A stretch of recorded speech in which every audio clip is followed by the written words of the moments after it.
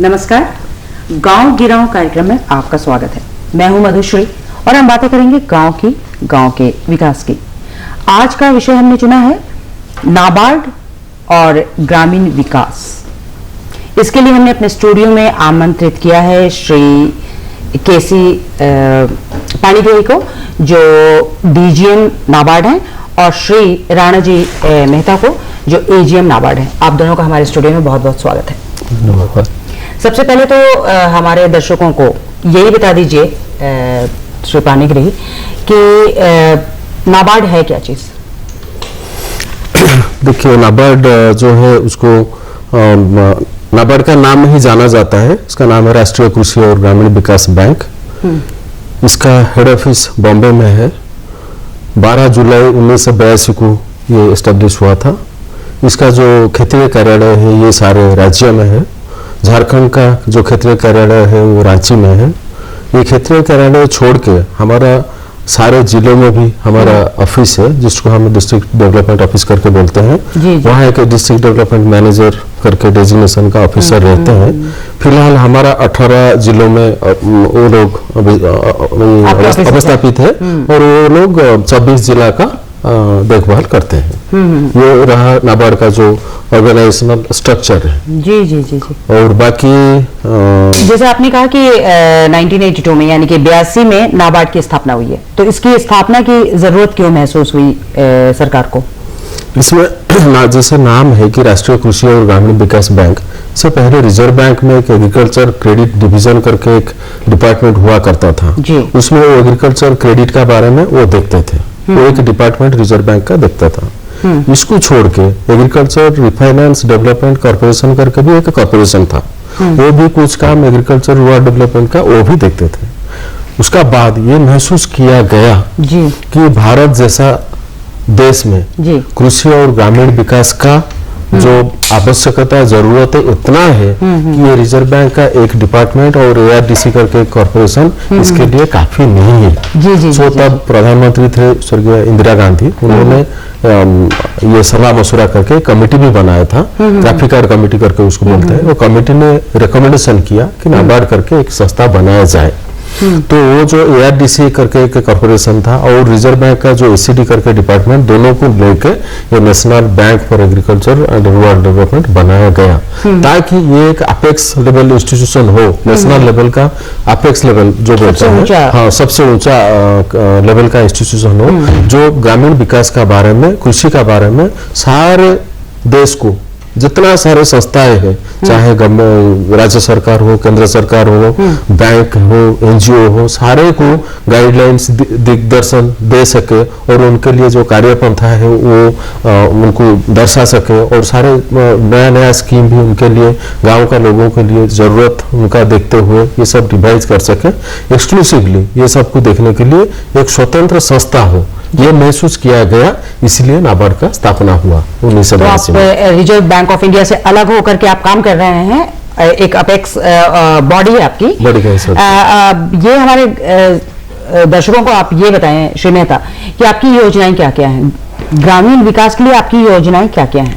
देखिए, जैसा कि अभी आपने सुना, हमारी जो बैंक की स्थापना की गई वर्ष 1982 में, तब ये महसूस किया गया था कि समन्वित ग्रामीण विकास और ग्रामीण इलाकों का समृद्धि लाना कैसे किया जाए। तो उसके तहत बहुत सारे कार्यक्रम हमारे बैंक के द्वारा समय समय पे जारी किए गए, जिसमें मैं आपको बताना चाहूँगा कि सबसे बड़ा कार्यक्रम हमने 1992 में स्वयं सहायता समूह के निर्माण के लिए एक कदम उठाया था, जो आज एक क्रांति के रूप में उभर करके आया है और आज सभी इस एसएचजी मूवमेंट से परिचित हैं। स्वयंसेवी संस्थानों से आपका मतलब है एनजीओ?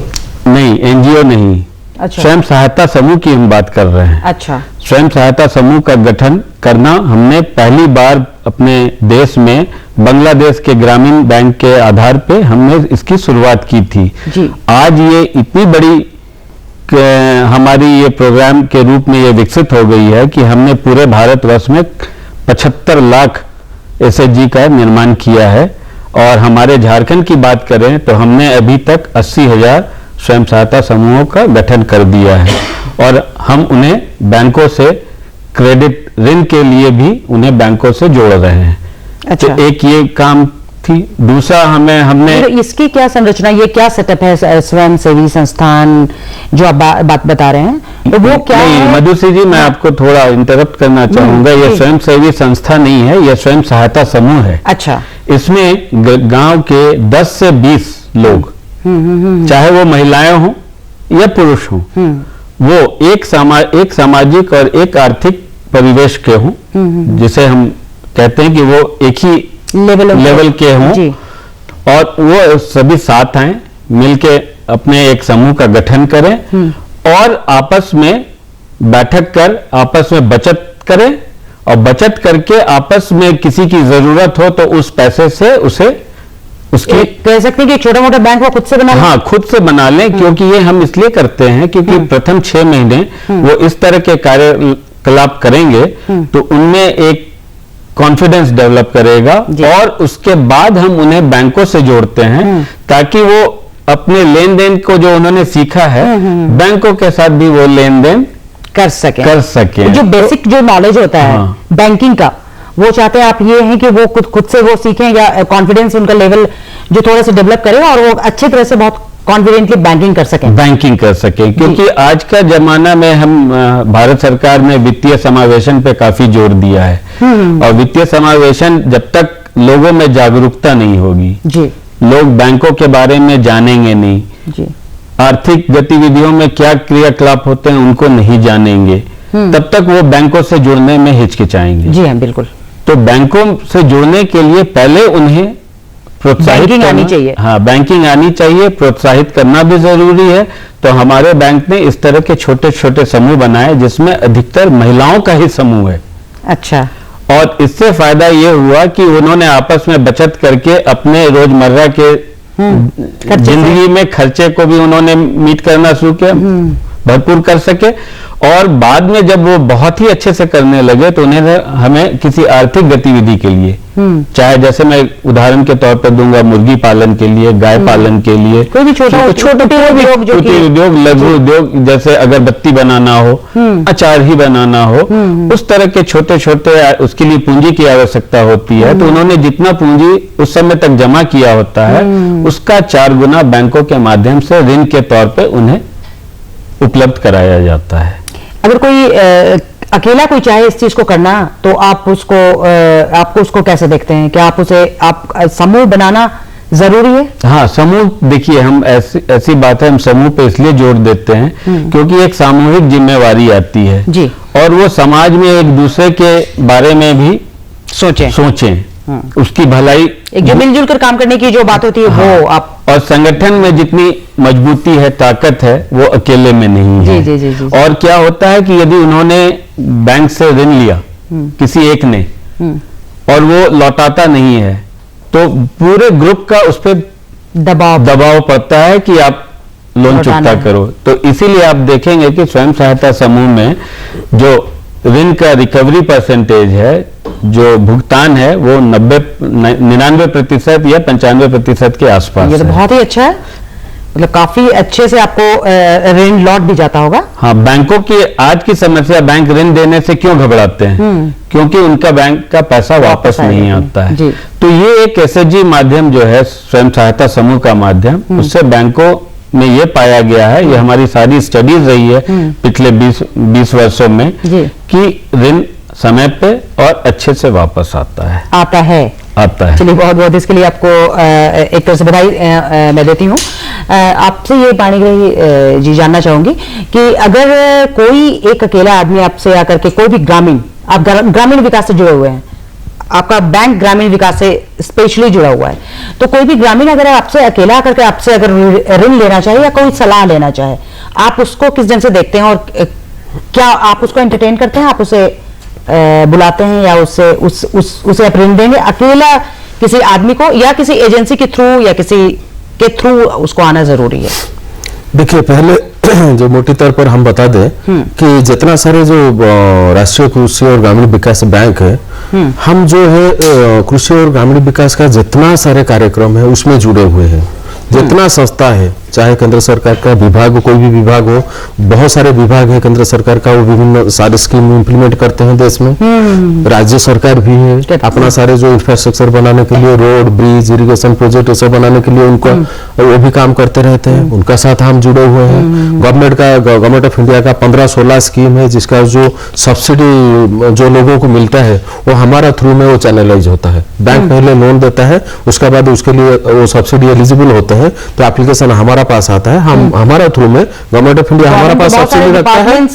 के लिए जो उनको पैसे की जरूरत होती है वहां तो आपकी भागीदारी होती है। मैं ये जानना चाह रही हूँ इस कार्यक्रम के जरिए, और हमारे दर्शक शायद जानना चाहेंगे कि कोई अकेला ग्रामीण अगर आपके पास पहुंचता है, आपके ऑफिस में पहुंचता है, तो आप क्या उसे सलाह देते हैं? हमारे पास बिल्कुल पहुंच सकता है। जैसे हम बोल रहे थे कि गवर्नमेंट ऑफ इंडिया हो, राज्य सरकार हो, उसका बाद एनजीओ हो और स्वेच्छासेवी संस्था हो, स्वयं सहायता गोष्ठी हो, और जहां तक आप जब भी बोल रहे हैं कि कोई व्यक्ति उसको किसी का भी कोई भी स्कीम का जानकारी हो ना, कि जैसे कोई अकेला कोई है और वो बिल्कुल चाह रहा है कि कोई ग्रुप बने, लेकिन ग्रुप उसका नहीं बन पा रहा है, अकेला वो कोई काम करना चाहता है, तो क्या वो आप तक आ सकता है? बिल्कुल आ सकता है। और ये जो होता है, जो व्यक्ति जो होता है स्वयं सहायता गोष्ठी बनाते हैं, उनका जो लोग थोड़ा आर्थिक रूप से या अकेले कुछ नहीं कर पाते हैं, उन लोगों को लेकर हम ग्रुप बनाते हैं, ताकि उनका एक शक्ति बने, वो लोग बैंक से जा सके, अकाउंट खोल सके। नहीं तो व्यक्तिगत स्तर पर आपका जो सवाल था, कोई भी हमारा पास आ सकता है, हमको कोई भी स्कीम के बारे में, सारे स्कीम का जितना सारे स्कीम है हमारे पास जानकारी है, हम उसको मदद भी करते हैं, कहाँ जाने का, क्या करने का, कैसे स्कीम बनाने का, स्वयं सहायता गोष्ठी बनाए तो कैसे बनाए, फार्मर्स क्लब बनाए तो कैसे बनाए। फिर हमारा इसको छोड़ के बहुत सारे दूसरा कार्यक्रम भी है, जो वाटर शेड, वार्डी, विलेज डेवलपमेंट प्रोग्राम, बहुत सारे हैं स्कीम है। तो सारे स्कीम का बारे में जानकारी हमारा पास है, हम दे सकते हैं, खास करके जहां बैंक ऋण का आवश्यकता होता है उसको लेके, और बाकी उसको छोड़ के भी हम खाली बैंक का साथ तो डील नहीं करते, हम लोग एनजीओ का साथ भी, जिसको नॉन गवर्नमेंटल ऑर्गेनाइजेशन बोलते हैं और स्वेच्छासेवी अनुष्ठान बोलते हैं, उसको वो लोग बनाते हैं स्वयं सहायता गोष्ठी। सो व्यक्ति विशेष हमारे पास आ सकते हैं और कोई भी स्कीम का जानकारी हमसे ले सकते हैं। अच्छा। हमारा वेबसाइट भी है, फोन नंबर है, ईमेल एड्रेस है, सब। इसके बारे में हम ज्यादा बातचीत करेंगे। अभी हम रुकते हैं छोटे से ब्रेक के लिए।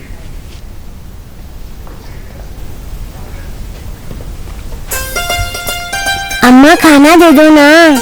सबर कर गोलू, अभी दाल नहीं गली है। तू फिक्र ना कर गोलू की अम्मा, अब की बार अपनी दाल खूब गलेगी। क्या मतलब जी? अब की बार NFSM के तहत दाल की पैदावार को बढ़ाने के तरीकों को दिखाने के लिए देश में 1000 क्षेत्र चुने गए हैं, जिसमें हमारा इलाका भी आ गया है। पर इससे हमें क्या फायदा? हमें 5 एकड़ खेती के लिए खाद और कीटनाशक के अलावा बढ़िया बीजों की एक मिनी किट भी मिलेगी। इतनी दाल का करेंगे क्या जी? अरे भगवान, सरकार ने दलहन का समर्थन मूल्य भी खूब बढ़ा दिया है और इनकी खरीद का भी पूरा इंतजाम कर लिया है। इससे आमदनी बढ़ेगी और फिर हमारा गोलू अच्छे स्कूल में जाकर के कृषि वैज्ञानिक बनेगा। हाँ अम्मा खाना दे दो ना। सबर कर गोलू, अभी दाल नहीं गली है। तू फिक्र ना कर गोलू की अम्मा, अब की बार अपनी दाल खूब गलेगी। क्या मतलब जी? अब की बार NFSM के तहत दाल की पैदावार को बढ़ाने के तरीकों को दिखाने के लिए देश में 1000 क्षेत्र चुने गए हैं, जिसमें हमारा इलाका भी आ गया है। पर इससे हमें क्या फायदा? हमें 5 एकड़ खेती के लिए खाद और कीटनाशक के अलावा बढ़िया बीजों की एक मिनी किट भी मिलेगी। इतनी दाल का करेंगे क्या जी? अरे भगवान, सरकार ने दलहन का समर्थन मूल्य भी खूब बढ़ा दिया है और इनकी खरीद का भी पूरा इंतजाम कर लिया है। इससे आमदनी बढ़ेगी और फिर हमारा गोलू अच्छे स्कूल में जाकर के कृषि वैज्ञानिक बनेगा। हाँ ब्रेक के बाद आपका फिर से स्वागत है। हम बातें कर रहे थे ग्रामीण विकास में नाबार्ड की भूमिका। हमारे साथ स्टूडियो में है श्री केसी पानीग्राही, DGM नाबार्ड, और श्री राणाजी मेहता, AGM नाबार्ड। आप दोनों का फिर से स्वागत है। हम बहुत अच्छी तरह से बातें कर रहे हैं और हमें लगता है कि हमारे दर्शकों को इससे बहुत जानकारी अच्छी मिलेगी। आप ये बता रहे थे कि आप फार्मर्स क्लब यानी कि किसान क्लब की भी स्थापना करवाने में आप मदद करते हैं। ये किसान क्लब क्या है? ये किसान क्लब पहले इसको बोलते थे विकास वॉलंटियर वाहिनी। अच्छा। तो ये सेटअप हुआ था और इसको भी बैंकर्स बंधु क्लब करके भी जाना जाता है। ये भी 1982 में ही शुरू हुआ था। इसमें क्या करते हैं, जो गांव का जो चाषी होते हैं उनका खेती के छोड़ के शाम को जब अगर बैठते हैं तो इधर उधर का बातें करते रहते हैं, तो उनको हम जोड़ने के लिए कि उनका एक ग्रुप बने, वो इधर उधर का बात नहीं करके एक मीटिंग का लिए एक जगह में इकट्ठे रहे और कुछ चाष का बारे में, खेती का बारे में, कुछ नया नया टेक्नोलॉजी आता है, बाजार में क्या क्या होता है, बहुत सारे हजार चीज होता है खेती का बारे में। हाँ, वो एक पॉजिटिव सकारात्मक बातचीत करे, बैठे और आपस में बातचीत करें। और क्लब बनने का बाद, ये जो क्लब, पहले बता दूं कि क्लब बनाने के लिए 3 साल तक उनको हम लोग आर्थिक सहायता देते हैं। तो क्लब बनेगा तो कैसे बनेगा, उसके लिए छोटा मोटा कुछ ना कुछ खर्चा तो होता रहता है। तो इसीलिए हम 3 साल तक जितना सारे खर्चा होता है उनको मेंटेनेंस का हिसाब से देते हैं। वो बैठेंगे, अगर बैठक करेंगे, महीना में 2 बार बैठेंगे, 4 बार बैठेंगे, 3 साल तक हम उनको ऐसे रखते हैं कि वो लोग चालू रहे, उसका बाद वो अपना आप में सक्षम हो जाए। तो उनका जो बैठने का जो खाता बही वो सब लिखने का ये सब होता है, चाय पानी का ये सब इंतजाम के लिए हम खर्चा देते हैं। उसको छोड़ के भी वो लोग अगर कुछ प्रोग्राम करना चाहते हैं, कोई भी खेती का बारे में, कुछ नया टेक्नोलॉजी आया, कोई एग्रीकल्चर यूनिवर्सिटी से कोई एक्सपर्ट को बुला के वो गांव में कुछ प्रोग्राम किया, सारे चाषी को वो उसका बारे में बताएंगे, नया टेक्नोलॉजी का बारे में, तो उसका जो सारे खर्चा होता है हम लोग 3 साल तक भी देते हैं। ऐसा करके इसमें आता है 10,000 रुपया करके 3 साल तक हम उनको क्लब को 30,000 रुपया देते हैं। हर महीने के साल में 10,000 करके 3 साल तक 30,000 रुपया देते हैं। अच्छा, ये जो क्लब बनता है, ये क्लब का जो मेंबर का संख्या वो 10 से 20 तक होना चाहिए, कभी कभी 5 से 20 तक होना चाहिए। तो इसमें क्या होता है, कौन बनाएगा? सो उसमें स्वेच्छासेवी अनुष्ठान जो होते हैं, एनजीओ, ज्यादातर वही बनाते हैं। नहीं तो कोई भी बना सकता है, कोई बैंक भी बना सकता है, कोई भी बना सकता है, ऐसा नहीं जरूरी नहीं कि एनजीओ बनाएगा। तो ग्राम पंचायत से आप कुछ जो आपका लिंक होता है या कुछ ये इंडिपेंडेंटली आप इसको प्लान? ये हम इंडिपेंडेंटली करते हैं। अगर ग्राम पंचायत, अभी तो झारखंड में रिसेंटली इलेक्शन हुआ है तो हम जुड़ना के लिए कोशिश जारी है, लेकिन अभी तक हमारा जो एनजीओ है उनका थ्रू में हम लोग किसान क्लब बनाते हैं। क्योंकि एनजीओ किसान क्लब बनाता है, क्लब को तो हमने 10-10 हजार रुपया करके 3 साल के लिए 30,000 दिया। उसका बाद हम एनजीओ को, जो क्लब बनाया उनको 3,000 रुपया करके हम भी 3 साल तक उनको देते हैं, कि ताकि वो साल में 3,000 करके 3 साल तक 9,000 रुपया उनको भी देते हैं। क्योंकि उनका भी वो बीच बीच में वो फार्मर्स क्लब गांव में आएंगे, विजिट करेंगे, उनको थोड़ा दिग्दर्शन देंगे, उनको इकट्ठा बैठाएंगे और उनका कुछ कार्यक्रम होगा तो उनको उसमें मदद करेंगे। इसलिए ये कृषक क्लब एक बार बनेगा, इसको अभी आप बोलेंगे, आपका सवाल हो सकता है कि कृषक क्लब का उद्देश्य क्या है? ये बनाया, क्लब तो बन गया, बातचीत किया, बैठक किया, खाता फाता मेंटेन किया, चाय फाय पिया, बैठा, सारे अच्छा बात किया, फिर इसका फिर विकास का कोई सीमा नहीं है। अगर 10 लोग अच्छे लोग बैठते हैं, अच्छा बातचीत करते हैं, गांव का चाषी, तो अभी बोलेंगे चलो अभी ये गांव में हमारा ऐसा नहीं होता है, वो रोड ठीक से नहीं होता है, चलो चलते हैं ब्लॉक ऑफिस में, चलते हैं कहीं, चलिए टेकअप करते हैं। अब बैंक में हमारा एक बैंक, हमको 20 किलोमीटर एक बैंक है, अभी यहाँ हमारा बैंक का फैसिलिटी नहीं है, चलिए चलते हैं उनका पास जाते हैं, इधर जाते हैं, उधर जाते हैं, एक बैंक खोलने का कोशिश करते हैं। तो सारे अच्छा चीज जो होता है वहां होने का शुरू होना प्रारंभ हो जाता है। उसके लिए भी हमारा तरफ से भी, नाबार्ड का तरफ से ये तो बन गया। वो क्लब क्या क्या करेगा, उनके लिए भी वो स्वयं सहायता गोष्ठी भी बना सकता है, क्लब भी स्वयं सहायता गोष्ठी भी बना सकता है। जो एनजीओ कर सकता है वो कृषक क्लब भी बना सकता है, उसके लिए भी हम उनको भी सहायता देते हैं। तो और बाकी हमारा जितने सारे प्रोग्राम है, हमारा एक विलेज डेवलपमेंट प्रोग्राम है, हमारा एक उनको भी हम लेके जाते हैं। ये अहम बात है कि अगर कुछ देखिए कोई दूसरा राज्य में कुछ अच्छा चीज होता है, हम नाबार्ड ये उनका खर्च वहन करता है। हम लोग झारखंड का कृषक क्लब का मेंबरों को हम लेके जाते हैं आंध्र में, गुजरात में, महाराष्ट्र में, जहां अच्छा क्लब है, या नहीं तो कोई यूनिवर्सिटी में जहां अच्छा कुछ चीज हो रहा है, नया टेक्नोलॉजी का बात हो रहा है, ये लोग सीखे।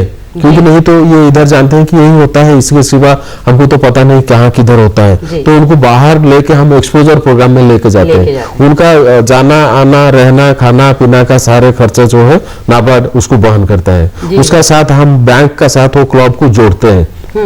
उन्होंने क्लब का नाम में वो बैंक में खाता खोला जाता है। वो क्लब चाहे तो मेंबर कुछ महीने को अपना शक्ति के हिसाब से 20 रुपया 50 रुपया करके आप सेविंग कर सकते हैं। बाद में अगर कुछ अपना जीविका के लिए या खेती के लिए कुछ उनको अगर ऋण का जरूरत होता है तो बैंक से वो डायरेक्टली बात करके बैंक से लोन भी ले सकते हैं। तो ये क्या होता है, लोन लिया, बाहर जाके कुछ एक्सपोजर प्रोग्राम भी किया, अपना गांव में कोई एक्सपर्ट बुला के कृषि विश्वविद्यालय से हो या कोई भी, अभी मशरूम का कल्टीवेशन का बारे में कुछ लोग जानना चाहते हैं लेकिन पता नहीं कौन बता सकता है, क्या कर सकता है। हाँ, हमने सुना है रांची में ऐसा कोई है करके, उनको बुलाएंगे तो पैसा लगेगा, तो फिर उनका जाना आने का सारे खर्च जो है नाबार्ड वहन करता है अभी 3 साल तक। और बाद में हमारा जो दूसरा स्कीम है स्वयं सहायता गोष्ठी किया या दूसरा कुछ प्रोग्राम किया, वो स्कीम में भी हम उनको भी मदद करते हैं, वो किसान क्लब को।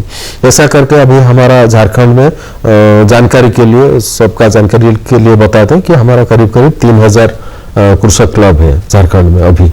आज का दिन 3000 कृषक क्लब, फार्मर्स क्लब काम कर रहे हैं।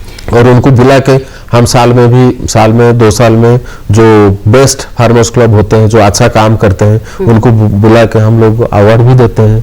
अच्छा। तो राज्य स्तर पर होता है। अच्छा। एक केंद्र स्तर पर भी ऐसा कार्यक्रम होता है कि ऑल इंडिया में जो क्लब अच्छा करते हैं उनको भी दिल्ली में नाबार्ड का ऑल इंडिया लेवल में बुला के उनको भी सम्मानित किया जाता है, ताकि वो लोग प्रोत्साहित हो कि नाबार्ड का जरिए इतना बड़ा कार्यक्रम हो रहा है चाषियों को इकट्ठा करने का और अच्छा कार्यक्रम करने का। तो इस तरफ का ये सारे मोटा मोटी उद्देश्य है और ये सब एक्टिविटी वो लोग करते हैं, कृषक क्लब कर रहे हैं। जी हाँ, जैसा कि किसान भाई और बहन सुन रहे होंगे कि नाबार्ड जो संस्था है, जो ये बैंक है, वो आपके भलाई के लिए, आपके लाभ के लिए सीधा प्रतिबद्ध है, जुड़ा हुआ है और ढेर सारे काम कर रहा है। अगर आप चाहें तो किसान क्लब बना सकते हैं, फार्मर्स क्लब बना सकते हैं, मिल सकते हैं अधिकारियों से और अपने लिए ढेर सारी योजनाएं आपके लिए क्या क्या है वो जानकारी आप ले सकते हैं। और आप बहुत तरह से, आपसे जो बातचीत से हमें पता चल रहा है तो काफी योजनाएं आपके पास हैं, इन्हें पता होना चाहिए, आपसे इन्हें मिलना चाहिए और इन्हें आगे बढ़ना चाहिए। खर्चे बहुत ज्यादा हैं, जैसा कि बातें हो रही थी, किसान क्लब बनना है, बाहर ले जाना है, एक्सपर्ट्स को बुलाना होता है, तो खर्चे होते हैं। खर्चों का क्या लिमिटेशन है आपका? देखिए, ऐसा है कि जितने सारे, जैसे बताया गया कि 10,000 रुपये हम सालाना क्लब के मेंटेनेंस के लिए, रख रखाव के लिए देते हैं और 2,000 से 3,000 रुपये हम उसके जिसने भी, चाहे वो वॉलंटरी एजेंसी है या केवीके है, कृषि विकास केंद्र है या एग्रीकल्चर यूनिवर्सिटी है या कुछ और संस्थाएं हैं, पंचायती राज इंस्टीट्यूशंस हैं, वो यदि इन्होंने उसको बनाया है तो उसके प्रोत्साहन के लिए भी हम उनको पैसा देते हैं। और प्रथम वर्ष जब वो उनकी शुरुआत होती है तो हम उन्हें 5,000 रुपये उनके एक ट्रेनिंग के लिए, क्योंकि प्रशिक्षण सबसे बड़ी चीज है, प्रशिक्षण के डिटेल के लिए जो खर्चे होते हैं तो वो 5,000 तक हम उन्हें देते हैं। और उसके अलावा जो बची हुई रकम है हम expert need with the expert, जैसे अभी बताया गया कि उसे मशरूम की खेती की जानकारी चाहिए तो वो रांची से किसी विशेषज्ञ को लाएगा, तो उसके लिए हम साल में हमने वैसी 2 व्यवस्था कर रखी है कि खरीफ और रबी सीजन में वो 2 बार 2 एक्सपर्ट को ला सके। उसके लिए हम 1500 रुपये हमने उसका भी प्रावधान किया है। तो ये तो हो गए, हमने सालाना दिया। और ये जो एक्सपर्ट से मिलना होता है, जाकर के उनसे अपॉइंटमेंट लेना होता है, उन्हें बुलाना होता है, इनवाइट करना होता है, ये सारा चीज किसान क्लब को खुद से करना होता है कि आप इसमें भी मदद करते हैं? नहीं, इसमें भी देखिए, आर्थिक मदद करते हैं या अलग से भी मदद करते हैं कि नहीं बता दिया पता, या फिर आपने इनवाइट कर लिया, आपने बुला के ठहराया या मिलाया, ये भी आप करते हैं? हाँ, ये भी हम करते हैं। देखिए, ऐसा होता है कि बेचारे बहुत अंदर के गांव में किसानों को बहुत सारी जानकारी नहीं होती है। जी हाँ। और जैसा कि आपने सुना है कि हमने 18 जिले में हमारे जिला विकास प्रबंधक कार्य कर रहे हैं। जी। रांची छोड़ देते हैं क्योंकि रांची में हमारी क्षेत्रीय कार्यालय ही है और ये 18 में से 5 हमारे जिला विकास प्रबंधक हैं जो बगल के जिले के भी देखरेख कर रहे हैं, जैसे पलामू वाले लातेहार का, साहबगंज वाले पाकुड़ का, पश्चिमी सिंहभूम वाले सरायकेला का, और देवघर वाले जामताड़ा का, लोहरदगा खूंटी का। तो ये जो जितने सारे कार्यक्रम ये हो रहे हैं, तो हमारे जिला विकास प्रबंधक क्या करते हैं कि किसी एक्सपर्ट के बारे में सुझाव देते हैं, उन्हें बुलाना है, वो इन क्लब को मदद करने के लिए उनसे बात करते हैं, उनसे समय लेते हैं, आमंत्रित करते हैं, और जहां तक संभव हो सके हमारे जिला विकास प्रबंधक भी उक्त कार्यक्रम में उपस्थित रहते हैं। अच्छा। तो ये तो इनकी भलाई के लिए है। और आपको एक और सूचना दे दें कि इस राज्य में सबसे पहले एक पूरी महिलाओं का ही किसान क्लब बना था वर्ष 2004-05 में। अच्छा। लोहरदगा जिले में प्रगतिशील महिला कृषक क्लब। अच्छा, ये तो जो अनूठी बहुत ही अच्छी बात शुरुआत थी। हाँ। और वो इतनी अच्छी काम कर रहे हैं कि उन्होंने बहुत सारे स्वयं सहायता समूह का निर्माण किया, गठन किया, बिना नाबार्ड से पैसा लिए हुए। अच्छा। और उनकी महिलाएं इतनी सजग हैं कि आपको सुनकर के आश्चर्य होगा कि वो मोटरसाइकिल पे चलती हैं। और वर्ष 2007 में उन्हें विज्ञान भवन में दिल्ली में भी उन्हें पुरस्कृत किया गया था। तो ये हमारे झारखंड राज्य के लिए बहुत बड़ी बात है। ये आपसे बात करके तो एकदम से मन खुश हो गया, और मुझे लगता है कि हमारे जो ग्रामीण भाई बहन वहां पे बैठ के देख रहे हैं, उन्हें भी जरूर ऐसा लगता होगा कि आपसे मिलें, किसान क्लब की स्थापना करें। और महिलाएं, आप मोटरसाइकिल पर बैठ करके चलने का सपना ही मत देखें, बल्कि चले भी। ऐसा हो सकता है अगर आप नाबार्ड के साथ मिलजुल कर काम करें। तो ये बहुत ही अच्छी बातचीत हुई, बहुत ही अच्छा लगा। एक मॉडल, एक कह सकते हैं सेटअप के रूप में नाबार्ड उभर करके सामने आया। लोगों को आपके बारे में बहुत जानकारी मिली होगी, और लोग हमारे जो दर्शक हैं आपसे जरूर मिलना चाहेंगे और बातें करना चाहेंगे। आप दोनों का यहाँ आने का बहुत बहुत धन्यवाद। नमस्कार। दूरदर्शन